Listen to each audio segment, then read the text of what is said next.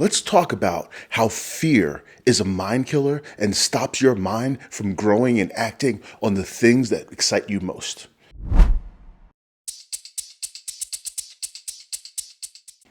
To be inspired is a true beauty and joy of what we're truly here for as humans. You see, I've come to this wonderful, beautiful understanding of life that our inspiration, our true divine calling, is something that sits within inside of each of us. There's this thing, this word that we've given power to as people on this planet. It's called fear. And so often, fear gets in the way of what we're truly here and what our divine inspiration is guiding us to do. Let's talk about how fear is a mind killer and stops your mind from growing and acting on the things that excite you most. That's right. Fear is what stops us from reaching the greatest, most powerful, ambitious version of ourselves. So many of us have these desires and wants and things to do in life, but so often we're living with this state of fear, whether it's acknowledged, known or unknown, or something that we just talk about and don't even realize every single day. So often we have these big inspirational dreams that we just are afraid to live and allow to flow through us into this physical reality. The truth is, we're all here made with a spiritual agreement to become the greatest version of ourselves. And it's okay if you're not there today, because if you're standing in a place where you can acknowledge the fear is what's stopping you, you're ready to take a mindset shift down a journey that's going to create the reality of your dreams. For so long, so many of us will tell ourselves, we can't make it big doing what our heart desires, so we do what we must. And then we allow the fear that other people have instilled in us from childhood to adulthood to stop us from growing down the road towards our wildest imaginative dreams. You see, when we invoke the power of imagination, we're told as kids that, oh, you're just crazy, you're just this, and you're written off by adults that have learned to live with fear as their guide. You see, one of my favorite speakers of today, David Bayer, often says, any truth based in fear is a lie. And the reality is, when we start basing our truth on the fears that we've developed and held on to since we were young kids, we never, ever reach the place in life we're trying to go. In fact, we fold ourselves to be so much smaller and so much less ambitious to fit inside of a box that wasn't truly ours in the first place. You see, we're at a point in society where everything is evolving. We're seeing more of things to complain about, more people to disagree with. Social media is a melting pot of people that really just don't necessarily have your best interest at heart. So many people complain about accounts that are here to spam us with anger and frustration, but at the same time, so many people are engaging in negative arguments that keep them living that fear as a reality. The truth is, when you can understand that false evidence appearing real, what I now call fear, is just false evidence, you'll realize that there's nothing wrong with being successful and reaching your dreams. I'd like to share a quick story that literally happened 2 days ago. I pulled into a parking lot and I was looking for a spot. I was late for an appointment. While driving around, I was there about 20 minutes early. I spent 15 to 20 minutes looking for a parking spot. It got to the point where now I'm running late and I'm not going to be able to get up in time.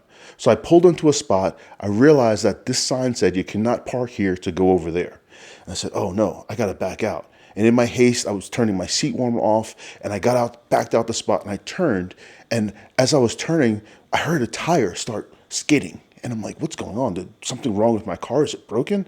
So I turn, I keep going, looking for a spot, finally back into the spot, and the car would not reverse properly. It felt like my transmission was blowing. It felt like an axle was blown. And I pulled into the spot, and I got into my appointment, and I was like a nervous wreck. I was unable to focus on what was happening. In fact, I went from a powerful love state to a fear state that kept me in a state of unnerved inability to focus and think.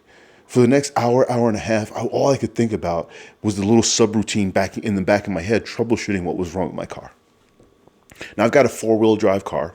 It's all-wheel drive, in fact, and it's got a center locking differential. It doesn't matter if you know what that is. But when I got back in the car, I turned it on, I said, think rationally. You've got this. I looked down on my dashboard and I saw two lights on. And those two lights can mean, yeah, there could be a problem. But what it more likely meant was when I was turning off my seat warmer, I accidentally locked the center differential of the car. Turned the car off, turned it on. That center differential was engaged, and now I was driving with all four tires spinning like I was doing some off-roading.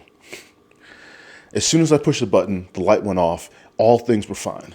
I wasted an hour and a half of my life living, feeling, and dealing with fear and making it my reality. All of the problems in life started to feel like they were burdening me down, and I just needed a break. I just wanted something to go right. Well, as I was saying that, I was creating the version of myself that was able to successfully diagnose the not problem I had with my car, push a button, and all was well.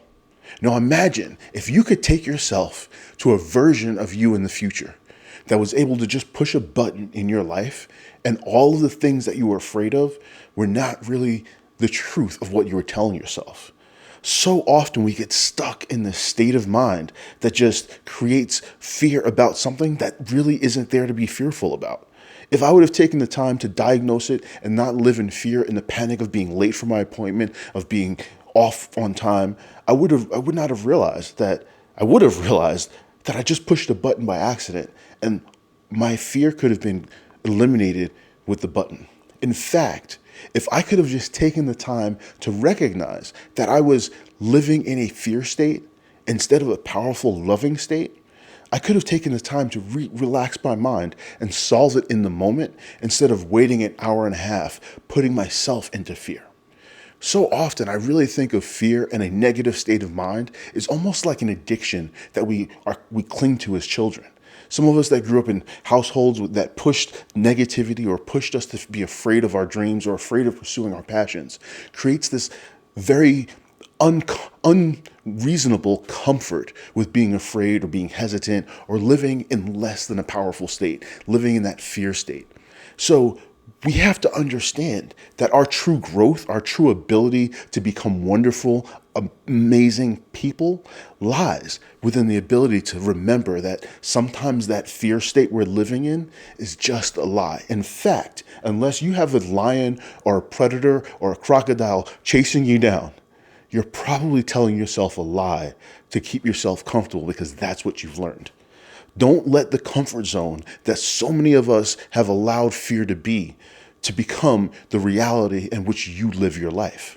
You see, we have issues across the board to fix, but they can't get fixed when we're looking at them as problems. We can look at them as joyous opportunities and not negative issues, not negative aspects of our life. So many times we look at something and say, I can't fix it, it's out of my hands. But what if you took the time to work out what that would look like? What if you sat down with a group of friends and decided to talk about what life would be like without that quote unquote issue being your reality? Would you start to find a shift in yourself? Would you start to attract other people into your life that match the new reality you're looking? You know, I've often listened to Bashar talk about shifting realities, molecule by molecule, moment by moment. Time is an illusion. And in that moment, the other day, for an hour and a half, when I had that fear in my gut, I kept telling myself it's going to be okay. I was just talking about how lately everything's been just a button push to solve the problems. If anything, even less work than that for me. When I stand in a place of fear, it allows me to be blind to the things that are my solution. In fact, we're allowing ourselves to attract more things that are in alignment with the fear that we're living and pursuing that day. So take the time to understand for yourself, for your family, for your future, that the fear that you think is your reality is just a lie you're telling yourself that's become so inherently comfortable as part of who you are, that's stopping you from reaching the goals and dreams that you truly have for yourself. I hope you're having a wonderful, inspired day. Take the time to analyze your fear. Take the time to grow towards that loving, powerful version of yourself. Your divine spiritual self is calling to you, but it's not calling to you from your fear state. It's calling to you from the love power state. Take the time to engage and believe in that loving, powerful version of yourself and allow yourself to grow into that loving, that powerful version of yourself, even when you're looking at something that you previously thought of as part of your fear. Have a great day. We'll talk soon.